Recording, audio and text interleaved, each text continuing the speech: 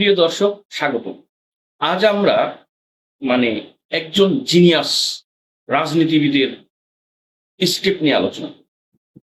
আপনি আওয়ামী লীগের বিরুদ্ধে থাকেন আর আওয়ামী লীগের সমর্থন হন, কিংবা আওয়ামী লীগ করেন, অথবা আওয়ামী লীগের বিরূপ প্রতিক্রিয়া থাকেন বা আওয়ামী লীগকে ঘৃণা করেন, যেভাবে থাকেন, কিন্তু আপনাকে একটা জিনিস বাংলাদেশের বর্তমানের রাজনীতি মেনে নিতে হবে।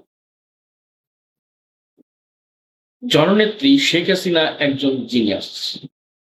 এর কারণ কি? দেখুন, গত 5 আগস্ট বঙ্গবন্ধু কন্যা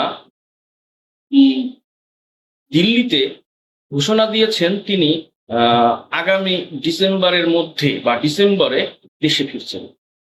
জাস্ট এই কথাটাই, বা তার আসার তো যেই নিয়ম শৃঙ্খলার মধ্যে বা নিয়মতান্ত্রিক ভাবে আসার তো কোনো উপায় নেই, কিন্তু কিন্তু তিনি বলেছেন ডিসেম্বরের মধ্যে আসবে।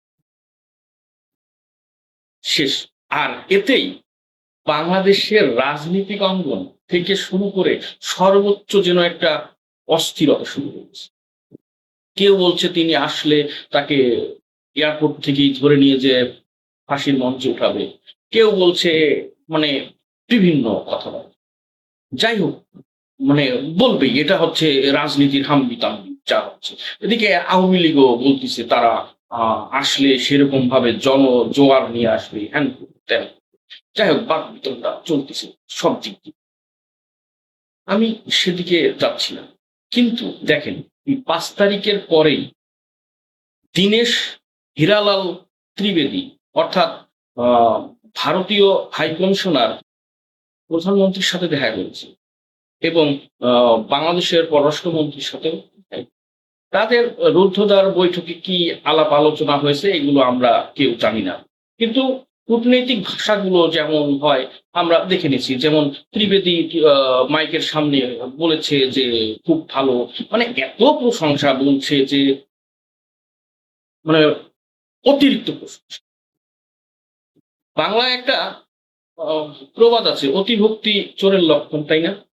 কূটনীতিবিদরা কিন্তু এরকম, তাদের কথার মধ্যে আপনি যেটা পাবেন সেটা মানে মানে কথা একটা থাকবে, পরবর্তীতে ঘটনা ঘটবে। আর যাই হোক, সেটাও আমরা কূটনৈতিক ভাষা হিসাবে ধরে নিলাম। এই যে গতকালকে রিসার্চ অ্যান্ড অ্যানালাইসিস উইং বা র এর প্রধান পরাগ জৈন ঢাকাতে এসেছে। কি জন্য এসেছে এগুলো আমরা দর্শকের মাঝে অতটা প্রচার, কিন্তু তিনি আসছেন এবং কোথায় কি হচ্ছে আমরা তা জানি। এসেছে এতেই মানে আমরা শুনেছি, কিন্তু কথা ওটা না। এই যে শেখ হাসিনা বলল আসছে, আর বাংলাদেশের রাজনীতিতে কি শুরু হয়েছে আমরা একটু বক্তব্যগুলো দেখলেই বুঝতে পারবো। আমরা প্রধানমন্ত্রী মানে তারেক রহমানের তথ্য ও সম্প্রচার বিষয়ক উপদেষ্টা জাহিদুর রহমানের অনেকগুলো ভিডিও দেখেছি। তিনি ভিডিও করেছেন, তিনি বলেছিলেন শেখ হাসিনার মানে প্রচারণা করা যাবে না, এগুলো আইনত দণ্ডনীয়। তিনি বলেছিলেন শেখ হাসিনা আসলে তাকে ইসের থেকেই ধরে নেওয়া যাওয়া হবে, মানে সে ফাঁসির জন্য আসতেছে। যাই হোক, এই এটা হচ্ছিল, কিন্তু এই যে ত্রিবেদী সাহেব আর এই পরাগ জৈন আসার পরে বক্তব্য পুরা উল্টা। এখন দেখেন সে কি বলতেছে।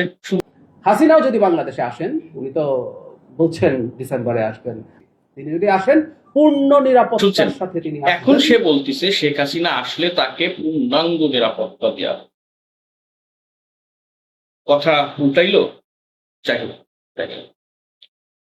আমাদের বিরোধী দলীয় নেতা, বর্তমান বিরোধী দলীয় নেতা ডক্টর শফিকুর রহমান, যুগবর্তী, মানে তার সম্পূর্ণ দিক দিয়ে পরিপক্ক একজন লোক, ভালো লোক বলতে।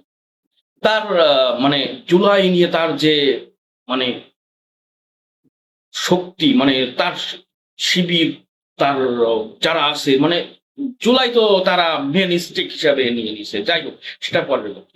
কিন্তু দেখুন সেই শফিকুর রহমানের কণ্ঠে হতাশার বাণী।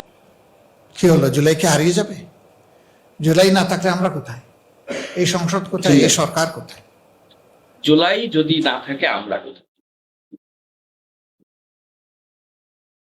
আবার এবার আরেকটা আসি, ডক্টর খলিলুর রহমান বাংলাদেশের পররাষ্ট্রমন্ত্রী, যিনি ইন্টারিম গভর্নমেন্টে পররাষ্ট্র মন্ত্রণালয়ের দায়িত্ব ছিল, কিন্তু এনাকেই বিএনপি মানে ওনার পদচ্যুত করার জন্য আন্দোলন করেছিল। মনে আছে কিনা আপনাদের জানি না, আন্দোলন করেছিল যাতে খলিলুর রহমান পররাষ্ট্র মন্ত্রণালয় না থাকে। কিন্তু এই যে নির্বাচনের পরে বিএনপি যখন সরকার গঠন করলো, কি জানি কি হলো আল্লাহ জানে, সেই খলিলুর রহমানকেই পররাষ্ট্রমন্ত্রী দিল বিএনপিরা। তিনি অনেক শিক্ষিত লোক এবং তার আমেরিকার সাথে খুব ভালো যোগাযোগ আছে, এটা সবাই জানে। সে এই দীনেশ ত্রিবেদীর সাথে রুদ্ধদ্বার বৈঠক শেষে মানে তার কণ্ঠ আটকায় যাচ্ছে, মানে সে কি বলবে বুঝতে পারতেছে না। কি জন্য দেখুন, শুনুন, আপনারা নিজেরাই শুনুন সে কি বলে। সংক্ষেপে কিছু বিষয় এসছে। দণ্ডপ্রাপ্ত দণ্ডপ্রাপ্ত শেখ হাসিনার বাংলাদেশে প্রত্যর্পণ করার বিষয়টি উঠে এসছে এবং আমরা তাদেরকে বলেছি এই প্রত্যর্পণ প্রসেস ত্বরান্বিত করার। শুনছেন, মানে কণ্ঠ তার বেরোই হচ্ছে না। এবার আসি বাংলাদেশ সরকারের বর্তমান যে স্পিকার এবং এখন ভারপ্রাপ্ত রাষ্ট্রপতি হাফিজ উদ্দিন আহমদ, তিনি মানে এনার কথাবার্তা কয়েকদিন আগে বলছিল যে বঙ্গবন্ধু আসলে বাংলাদেশের স্বাধীনতা চায়নি বা এরকম কিছু একটা পলিটিক্যাল একটা ব্যাপার। কিন্তু আজকে দেখেন তার বক্তব্য, বাংলাদেশের রাজনীতিবিদদের মধ্যে সে একজন সবচেয়ে মানে আপনি কি বলবেন, মানে দক্ষ এবং অভিজ্ঞ। তিনি ৭১-এর মুক্তিযোদ্ধা ছিলেন, তিনি ফুটবল প্লেয়ার ছিলেন এবং 1-11-এর সময় সে কিন্তু সংস্কারপন্থী বিএনপি গঠন করতে চেয়েছিল, এই হাফিজ উদ্দিন।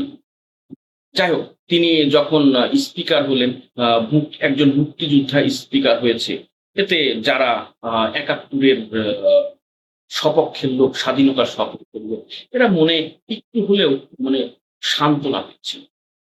যাই হোক, তার যে স্পিকার যে দায়িত্ব সে সুন্দরভাবে পালন করছে এবং শাহাবুদ্দিন চুপ্পু যখন মানে কি হইলো পদত্যাগ করলো, তখন তার জায়গা দখল করলো, মানে তাকে তার জায়গায় এই হাফিজ উদ্দিন আহমেদকে অভিষিক্ত করা হইল ভারপ্রাপ্ত রাষ্ট্রপতি হিসাবে।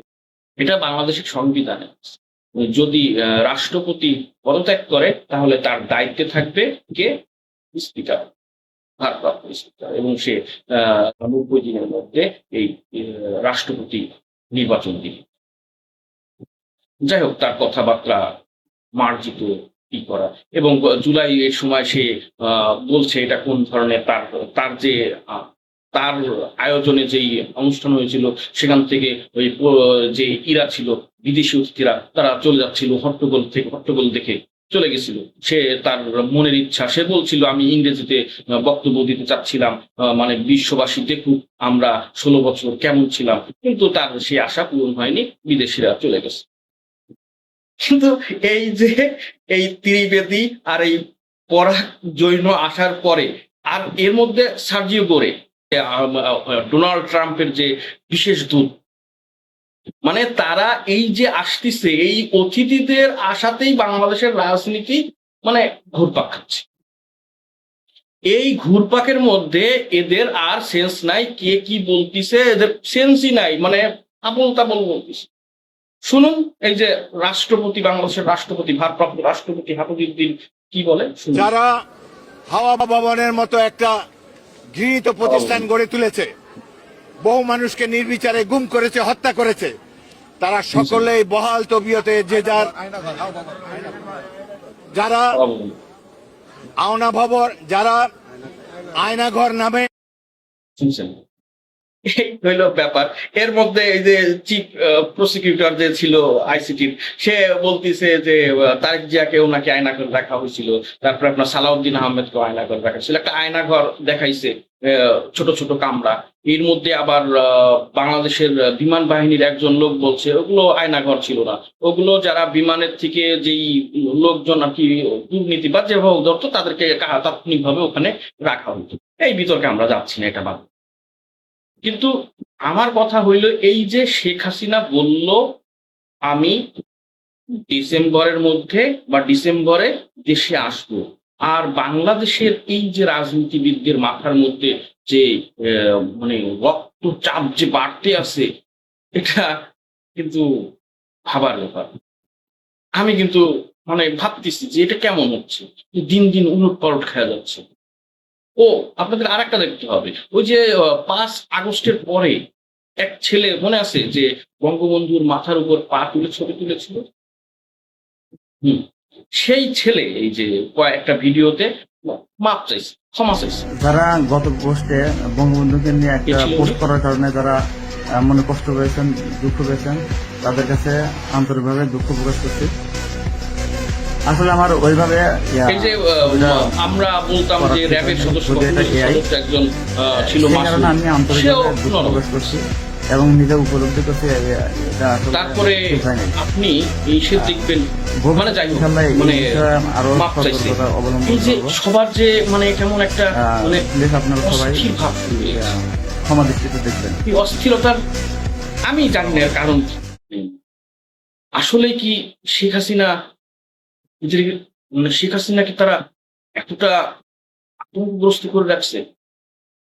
সে তো নির্বাসিত, ভারতে কোথায় আছে কেউ জানে না, কেউ অনেকে তো বলতেছে সে মারাই গেছে। তাহলে এত ভয় কিসের? আমি জানি না বাবা, আপনারা কি কেউ জানেন? জানলে কি জানাবে। এই যে মানে গন্ডগোল বা এই যে কারণ কি? ঠিক আছে, আমার মনে যা আসলো বা আমার মনে যা হলো আমি সেগুলো আপনাদের সাথে শেয়ার করলাম। এর আমার মনের মধ্যে যেগুলো আসলে ভুলও হতে পারে, আমার সঠিক হইতে পারে। আপনারা দেখুন আসলে কি হয়। ধন্যবাদ, ভালো থাকবেন, সালাম আলাইকুম, বিদায়।